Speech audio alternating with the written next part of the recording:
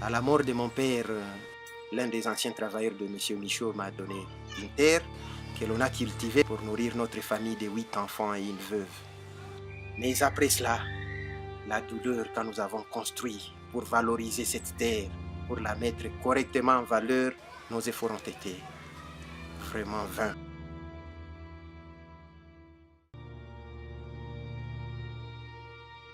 Bahanga wanasemaka aseme maumivu yakizidi umuone daktari. Hatuwezi tena yoeleza sababu inapita hata ile ya Beni, inapita hata mamasakre za Makobola, inapita ile ya Kasika, inapita Bwingi. Wapi ulishakaona wanabomolewa mtu nyumba wakati ya mvua? Nilianza ile nyumba na ijenga ilia peut-être 15 ans ndio nikaijaza. Sasa nitaanzia tena wapi na nitaishia wapi? Sie tulivotea baba yetu Kabila, lakini sasa tukuwazia kama atatutesa sasa hivi tunakia tunyang'anya maparsele, mashamba zetu zote kule njo zinabaki.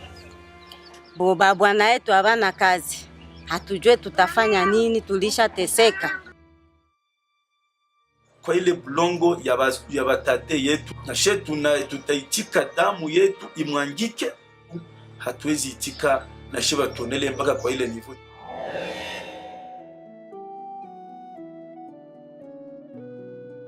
C'est depuis janvier 2016 qu'un drame ignoré sévit à Mbobero, village situé à 10 km du centre-ville de Bukavu, en territoire de Kabaré, dans la République démocratique du Congo. Il s'agit d'un dossier foncier qui oppose le président Joseph Kabila à la population de cette bourgade. L'acquisition d'une propriété foncière à caractère privé est créée ici à catastrophe, dirais-je, humanitaire, et au vie malheureusement et aussi de tout le monde, même de l'État qui est censé protéger ses propres citoyens et citoyennes. Parce que même pendant la guerre, la résolution 1612 du Conseil de sécurité des Nations Unies a consacré les 6 violations graves des droits de l'enfant qu'il ne faut pas commettre. Je dis bien même pendant la période de guerre, il est interdit à toute personne ou à tout groupe de belligérants de s'attaquer aux écoles et aux hôpitaux. En janvier 2016, 47 maisons ont été rasées par les forces armées de la République démocratique du Congo et la police nationale congolaise sous la supervision des autorités provinciales et de l'épouse du président Kabila.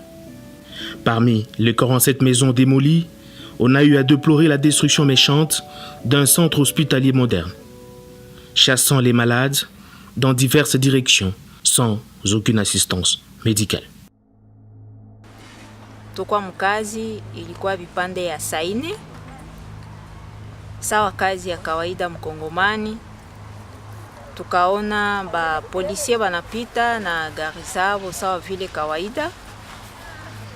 Tukaona bakuu ya nchi, viongozi wa nchi banafika.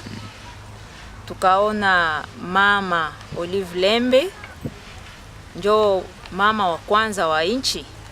Alikuwa na gari yake na bote benyi kumsindikiza kwa kumulindia usalama. Nyuma ya kidogo tukaona magari za soda benye banavaa sa benye banakuya kuvita na vifaa yote yenye inastahili kwa kupigana vita. Tukawaza kama inawezekana kuko adui mwenye aliingia Mbobero na njo mwenye banakia kutafuta. Donc ils ont commencé par démolir les maisons autour de moi. Et puis, subitement, je suis en salle d'op, je sens le courant est coupé. Parce que le groupe était allumé. Ils ont coupé la ligne. Nous sommes dans l'obscurité. C'était la journée, bien sûr. Voilà. Et le temps de poser la question, on nous dit non, la maison est en train de démolir par les services sociaux, là où on a entreposé les groupes électrogènes. Et là, je comprenais que ça devenait sérieux. Et voilà, les militaires sont montés dans la cour, là où nous étions. Ils ont cassé le bâtiment en vitré qu'on avait construit pour recevoir les malades en possession externe. Ils ont cassé toutes les vitres de la maison au rez-de-chaussée. Ils sont montés à l'étage pour casser toutes les portes, mais c'était extraordinaire. Bagonjwa walikimbia, bakulalamika, kila moya akatafuta akimbize maisha. na mwenyeko mserum ataichomola vile, kama garde malade haiko anaenda vile nje atakiana bululuka. Ilikuwa ni mambo ya huzuni sana, benye habangiweza kusimama. Tukabatosha tukabatia mwambulance kwa kubabeba kwa hospitali fasi ingine. Bamoye habakujaliwa neema ya kupona, bali kufia munjia. Entre le 7 et le 10 février 2018, plus de 250 autres maisons furent rasées dans les mêmes conditions. L'école primaire Kachuba, la seule du milieu, a enregistré, à la suite de ces démolitions, plus de 45% de cas d'abandon d'école des enfants dont les maisons ont été démolies et qui vivent dans la traumatisme au vu de graves violations de droits de l'homme qui s'y commettent dans ce petit village surmilitarisé.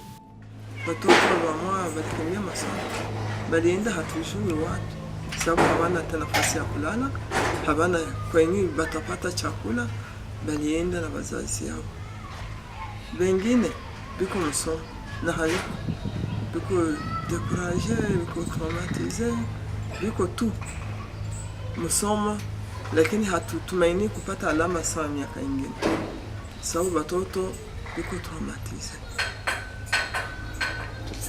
Batoto biko banaenda kuma parcele zao na kuanza kulilia pale pale, akwenda kumasoma, natoka kumasoma anaenda pale anaanza lia. Kama hakupita pale asubuhi, anapita pale sana, natoka kumasoma pale akwenda kunyumba anaanza lilia pale ku parcele hapo. Tunajiuliza tutufai wale watoto namna gani?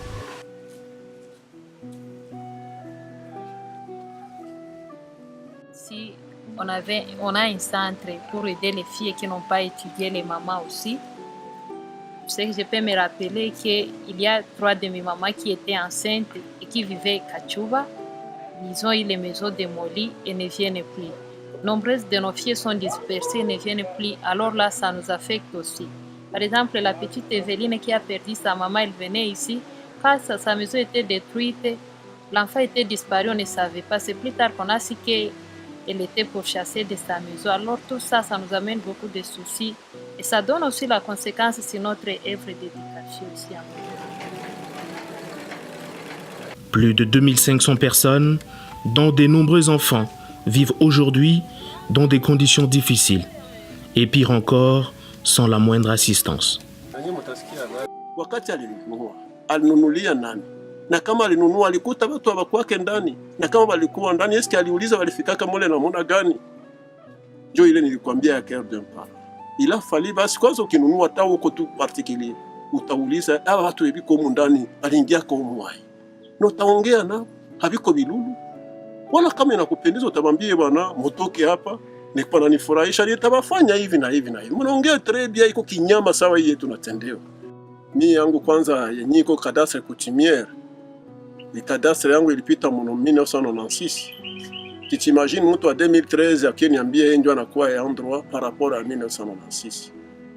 Sijue kwa fasi nyingine kuendeza enda juu baba tate alikuwa pale, baba alikuwa pale, bananiacha mie, sijue fasi nyingine kuendeza enda kwa leo, lakini tunapata ile shida, ile 227 maisons, banaibomola, banasema, banatuambia ni rahisi. Dès le début, on nous avait demandé de donner nos documents cadastraux au gouvernorat. Nous les avons remis à main propre au directeur de cabinet du gouverneur. Nous citons le professeur Mugambo. Il les a gardés depuis 2012 et on ne savait pas que c'était une ruse pour chercher à faire un faux document antérieur au nôtre parce qu'ils sont venus nous ont rencontrés là. Notre histoire là, c'est une histoire de violation grave des droits de l'homme. D'abord parce que tunabakia tulishangaika na batoto miezi 3 hii tuko tunalala nje tunateseka. Basoda tukipima kwenda hata kuchuma sombe kule banatukimbiza. Ndio hivi tulishateseka, tunasumbuka, tuko tunalala njala kila siku, hatujue tufanye nini. Jipaka leo tuko nalala nje. Leo ni kuhangaika tu. Kuhangaika kabisa. Hatuna shamba maana ni Mungu tu basi. Tutimagine ulikuwa na jamaa pamoja. Na wakati aka kachumba kadogo kemi napanga hapa sitaweza kubakia mule ndani na jamaa. Bibi naye anaenda tafuta ingine fasi kwenye ataketi na pale naye anabakia pale na jamaa. Na hakuna mtu mwenye anaona mwenjake tena, c'est-à-dire nyumba haiko. Même au niveau du couple, on trouve, parce que les familles d'accueil n'ont pas assez d'espace, et malheureusement les mêmes familles sont aussi visées parce que c'est aux alentours même de la première démolition, la deuxième. Alors, socialement, on ne trouve plus même comment trouver à manger, parce que les champs sont séquestrés. Sur le plan économique, les gens qui exercent des activités dans la carrière ne peuvent plus y accéder. Sur le plan politique, nous doutons vraiment de ce qui va se passer comme élection, parce que nous disons des gens qui viendront battre campagne à Rouvero, même nos députés qui sont là au niveau national et provincial, qui n'ont même pas pensé à nous dire Polé. La route qui mène à travers nos deux villages, Nkungu et Kambi, est déjà aussi clôturée, de sorte qu'on se demande finalement quelle vie nous allons mener dans l'avenir. En bref, la situation nous amène à une vie nulle, une situation vraiment inhumaine. Il faut situer cet État dans une situation où on considère qu'il y a une violation grave des droits humains, parce que les services qui interviennent, même pour la démolition, sont de l'État. Qui autre, et c'est la question qu'on se pose dans ces pays, aurait la possibilité de mobiliser la garde républicaine, l'armée ordinaire, la police, les services de titres immobiliers, les cadastres et qu'en sais-je, mais aussi l'office des routes et l'office des voiries et drainage. Monsieur Joseph Kabila Kabange, qui a acquis une concession qui date de l'époque de la colonisation, donc c'était géré, c'était un domaine qui était un domaine revenant à un propriétaire, un colon qui exploitait cette partie de la terre. Et après, par la suite, avec la zaguianisation, nous avons un Congolais qui a acquis la terre et qui finalement l'a revendue au chef de l'État. Monsieur Mihigo, dont la famille aurait cédé de droit à Monsieur Kabila, a acquis cette parcelle à travers les mesures de zaïrianisation. À ce moment-là, le monsieur Joseph Kabila, qui a succédé la famille de monsieur Mihigo dans ses droits, il ne pouvait pas avoir plus de droits qu'avait monsieur Mihigo lui-même. Et sauf erreur de ma part, par le passé, il y a eu un procès entre monsieur Mihigo et des personnes qui étaient bénéficiaires de portions de terre leur accordées par monsieur Michaud, qui était ces travailleurs. Eh bien, ces personnes avaient gagné procès contre monsieur Mihigo. Et donc, monsieur Mihigo ne pouvait plus céder plus de droits que lui-même n'en avait. Ça, c'est de un. De deux, est-il que des informations à notre possession, monsieur Kabila aurait acheté auprès de la veuve Mihigo. Là encore, il se pose un problème de droit, puisqu'en effet, je dois le rappeler ici, lorsqu'une personne décède, on dit que sa succession est ouverte. En principe, on recourt à l'organisation de la succession, afin de désigner un liquidateur qui aura à répondre de tous les héritiers. Et à ce moment-là, lorsque l'un des héritiers, ça donne le droit ou s'arroge le droit de vendre à l'insu des autres, ça peut toujours poser un problème à l'interne. Et c'est ce que nous apprenons malheureusement pour ce qui est de la famille de feu Mihigo. S'agissant d'Ombobel, c'est un problème foncier. Ça, c'est le code foncier du Congo. Ce qu'il est convenu d'appeler la loi du 20 juillet 1993, telle qu'elle modifie à ce jour. C'est ça la loi qui détermine comment on acquiert une terre en République démocratique du Congo. Dans notre loi ici, à partir du moment où une terre est couverte par un certificat d'enregistrement, il sort du régime coutumier. Et donc, c'est Joseph Kabila, c'est son droit aussi, en effet, on ne peut pas le lui dénier, aurait contacté la famille Mihigo ou lui-même pour acheter auprès de lui. C'est son droit. Mais ce que l'on ne comprend pas, c'est que comment on est parti de la concession de M. Mihigo de 18 hectares jusqu'à 220 revendiqués aujourd'hui. Parce que quand on apprend que, y compris la concession Mamboléo est concernée, Mamboléo se trouve à Hombo, à côté du parc. Donc c'est pratiquement presque tout un groupement qui est envahi. Donc nous sommes scandalisés par cette manière de faire-là, parce que l'acquisition des terres n'a pas respecté les procédures et le chef de l'État, il est induit en erreur par ses collaborateurs. Il y a des gens, des fauteurs à nos troubles, que ce soit au niveau du gouvernement provincial ici, du Sud Kivu, mais aussi au niveau de Kinshasa, et des gens qui sont à la base de ces sinistres que nous sommes en train de déplorer aujourd'hui en Mbobero.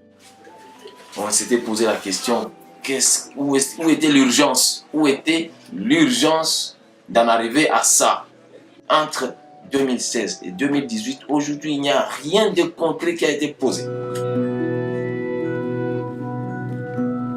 Face à cette misère de la population, un silence coupable est observé dans plusieurs chefs de faiseurs d'opinion, dans la province du Sud Kivu en particulier, et en République démocratique du Congo en général. Contrairement à la nouvelle dynamique de la société civile qui a haussé la voix pour dénoncer ces violations de droits humains.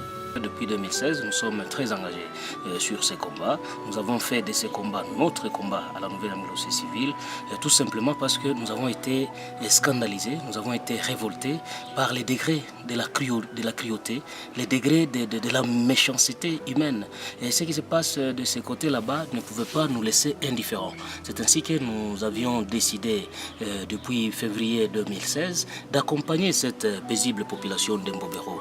Nous avons eu à travailler avec elle, à la conscientiser, à compatir avec elle. Nous avons eu aussi à la sensibiliser, à l'éduquer même à certaines notions élémentaires dans la matière de procédures d'acquisition des terres en milieu rural. Et nous avons eu même à faire du plaidoyer. Et du côté de plaidoyer, nous avons eu à faire du plaidoyer auprès des autorités provinciales, que ce soit auprès de l'ancien gouverneur Marcelin Tichambo, sous le règne duquel il y a eu la première démolition en 2016, mais aussi sous le règne du gouverneur Claude Nyamugabo, pendant lequel il y a eu le deuxième et le troisième démolition en Mbobero. Et nous avons eu à rencontrer des hautes autorités nationales, et notamment le ministre national des Affaires foncières, M. Lumea. Comme tout le monde, je suis en train de déplorer la situation de cette population parce que c'est depuis plus de 6 mois que cette population est décrépite dans la concession d'Mbobero. Et là, moi, je suis en train de me dire, est-ce qu'il faut continuer à rester comme ça, en train de regarder? Mais je crois que le chef de l'État qui nous écoute, il est élu comme nous autres. C'est notre chef de l'État que nous avions élu. Et cette population est parmi la population qui avait élu le chef de l'État. Moi, je pense qu'il est en train de voir, il va chercher les solutions concernant cette population-là. Même le collège Sainte-Anne et l'EPK Chouba seraient sous menace de démolition. Moi, je pense que cette planète que Dieu nous a donnée appartient à tous les êtres humains que nous sommes. Et nous avons le droit du fait d'y être nés, de vivre dignement. Et nous avons aussi le devoir de permettre aux autres de vivre dignement. Bien sûr, il y a le droit de propriété, mais ce droit s'arrête sur le seuil du droit des autres à vivre. Mais c'est regrettable aussi en même temps parce que ça crée des frustrations dans les chefs de certains acteurs, des défenseurs des droits humains qui ont pris le courage pour dénoncer cet état de choses et qui se retrouvent aujourd'hui sur des situations de menaces et d'intimidation, qui sont obligés même de quitter le pays.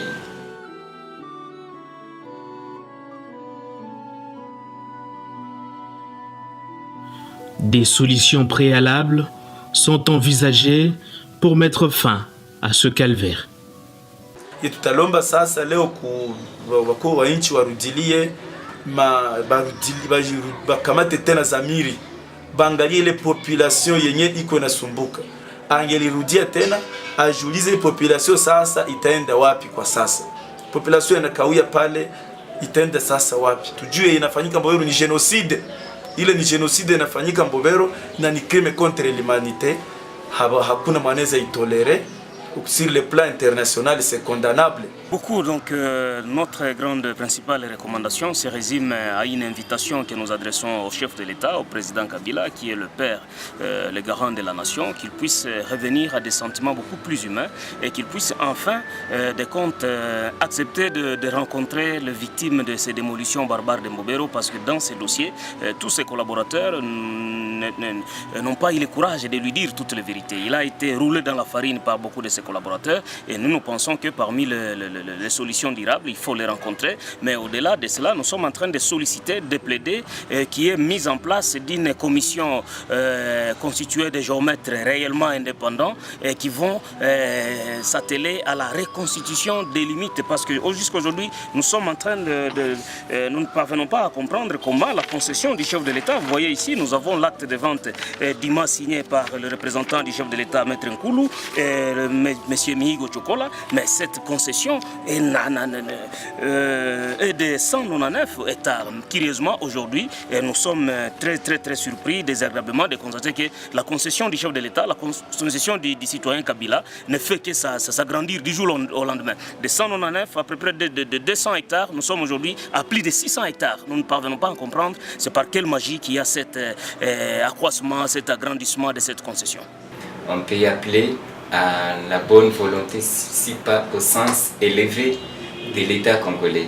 Parce que c'est l'État congolais qui octroie des titres, c'est l'État congolais qui a en première l'obligation de protéger ses citoyens, ses citoyennes, son territoire. Et c'est là ma contribution, avec l'espoir évidemment que celles et ceux qui ont suivi, qui sont en train de suivre de très près cette situation, vont faire en sorte que ça puisse se régler et ne pas continuer à créer une catastrophe humanitaire telle qu'on est en train d'assister à ce moment-ci. Je souhaiterais que tous les communautés qui nous suivent aujourd'hui soient compatissantes envers nous et nous avons l'espoir que la lutte que nous sommes en train de mener aboutira parce qu'il n'existe pas d'impossible quand on croit en Dieu. Et nous sommes déterminés à mener la lutte jusqu'au fond. Parce que nous sommes déjà morts d'une manière ou d'une autre. Le chef de l'État nous demande tout simplement si réellement il a besoin de cette concession, peut-être pour un projet inavoué, il devrait nous contacter. Il a nos listes à travers ses collaborateurs et qu'il achète d'une manière en bonne et due forme. Mais à vrai dire, nous ne voulons pas qu'on puisse vendre la tête de nos enfants. Est-ce que nous allons déterrer les ossements de nos frères, de nos parents? La communauté internationale d'avoir encore les sur Mbobero et de penser qu'il y a des personnes qui y vivent, qui sont des personnes comme tant d'autres, qui doivent aussi vivre. Parce que l'injustice, ce n'est pas aimé. Je pense que d'autres pays sont des personnes, sont des chefs d'État qui cherchent à construire pour les personnes. Quand on écoute que c'est le chef d'État qui est en train de démolir pour les personnes, moi je pense comment pour lui parce qu'il ne peut pas le faire. Alors il faut chercher vraiment qui est en train de démolir. Moi je ne crois pas que notre chef d'État peut démolir les maisons pour des personnes. Oui, en fait il faut dire que dans la question foncière d'Mbobero, nous avions eu le temps aussi de continuer avec les plaidoyers, tant sur le plan national qu'international. Nous avons rencontré d'ailleurs Madame Zerugui Laila, qui est la représentante spéciale du secrétaire des Nations Unies en RDC, et nous lui avons vraiment demandé de faire tout pour que les Nations Unies s'impliquent, la communauté internationale. Et elle a promis exactement qu'elle va rencontrer le président Joseph Kabila pour lui parler exactement des problèmes fonciers de Mbobero. Parce qu'elle a estimé que c'est illogique exactement si jamais il y aurait achat.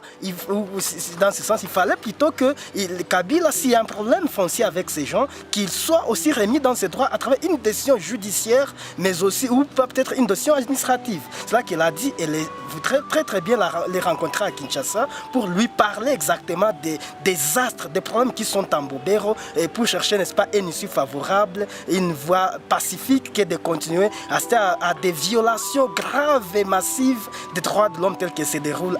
Je dois vous l'avouer que je ne cesse de parler au gouverneur de la province du Sud Kivu et à son gouvernement même pour qu'il puisse chercher une solution, que cette population se sente à l'aise, que cette population sente que c'est une population congolaise comme tout le monde. Je pense qu'avec les conseils que nous sommes en train de prodiguer, ils vont faire quelque chose. Alors, ce problème d'Mbobero, je ne veux pas l'aborder du point de vue du cadastre à cet égard, mais je voudrais rester sur le plan des droits humains. parce que je trouve que ce sont les droits humains qui sont touchés. Quand on arrache à une personne son habitation et les champs dont il vit, c'est la vie qu'on lui arrache. Et avec cela, il y a beaucoup d'aspects qui dégringolent. Par exemple, il y a des familles disloquées, des enfants qui n'ont pas pu terminer l'année, des enfants traumatisés. Il y a des abus de la part de certains militaires qui sont sur place. Alors, vraiment, je trouve qu'il faut réagir. Et si on se tient seulement à l'assistance humanitaire, on n'aura pas répondu au véritable problème de cette population. J'y ai tiré ma vie en Bobero. J'y ai construit aussi ma maison. C'est une histoire de souvenirs. C'est aussi une histoire de douleur. Une grande histoire de douleur, des graves violations des droits de l'homme que nous avons subies. Comme vous avez acheté chez les autres, comme vous avez acheté chez nous, achetez aussi chez nous. Nous sommes prêts à partir pourvu que vous achetez. En tout cas, moi, à mon humble avis, il faut continuer à faire un plaidoyer pour cette communauté de Bobero. Nous ne pouvons pas comprendre pourquoi le chef de l'État peut agir avec une si grande méchanceté pour sa communauté. Non, je ne peux pas comprendre. C'est la foi en Dieu. Tant que Dieu est là, il est pour les justes. La justice finira par. Parce que nous, on considère que nous avons été occupants de bonne foi en Bobero. Naturellement, l'espoir est là. L'espoir, c'est la dernière chose qui mourra. C'est un droit. La vérité finira toujours par triompher.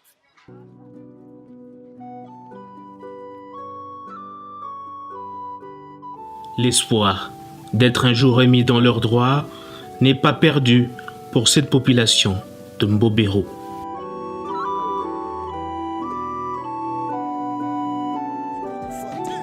La cité de Mbobero, c'est notre héritage de nos ancêtres. La cité de Mbobero, c'est notre, on peut plus la céder. Nous disons non. Nous pas à l'eau tout en passé quoi. Non. Envoyez-moi tout est tika. Non. La place ça c'est tout à toka. I dream that you get down there.